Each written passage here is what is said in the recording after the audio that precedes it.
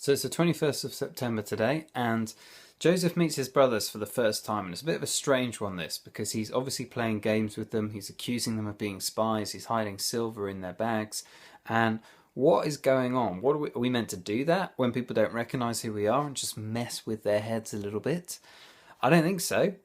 People have different theories as to what's happening here. Some people wonder if maybe Joseph is getting revenge on his brothers for the way that he was treated.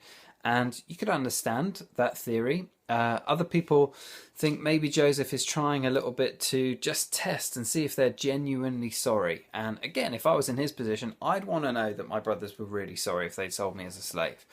And for other people, and I think there's probably some truth in all three, maybe, they just think, well, Joseph's just reacting. You know, this is the first time he's seen them since they chucked him down a well. So you wouldn't have been expecting them to walk into the room. So when they came into the room, it would be like if you, not quite like this, but do you know how, when you see someone who dumped you a little while ago and they arrive at the party, you weren't expecting them to be there. It's like emotions can kind of hit you in the face, can't they? And you just kind of react.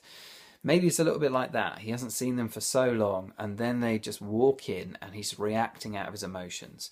We're going to see as the story goes on the way in which he treats them and the lessons we can learn from that. But that's maybe a little bit to get us started with. The first, the only lesson I want to talk about really from today's passage is from Genesis 41.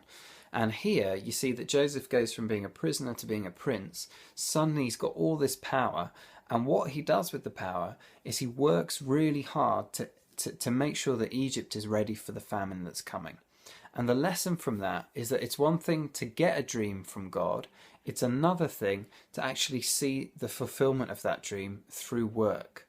It's not just that Joseph interpreted the dream, he then needed to work hard to collect the grain, to keep the records until there was too much grain to keep any more records, to build enormous storehouses for all of the grain, to then distribute it to the whole population. To do something like that, you've got to have organisation, you've got to have structure, you've got to have the right people in the right jobs, you've got to really understand what you're doing. It's going to require hard work. For us, as we look to build the kingdom of God in our country, it's going to require hard work. And that's not being legalist, that's just how it is. Jesus, when he does ministry, he works hard.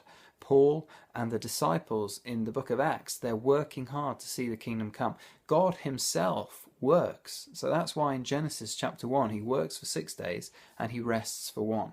Work is part of what it is to build the kingdom of heaven. And so the question is, what does that look like where you are? Does it look like working hard at your studies? Does it look like working hard at sport that you love?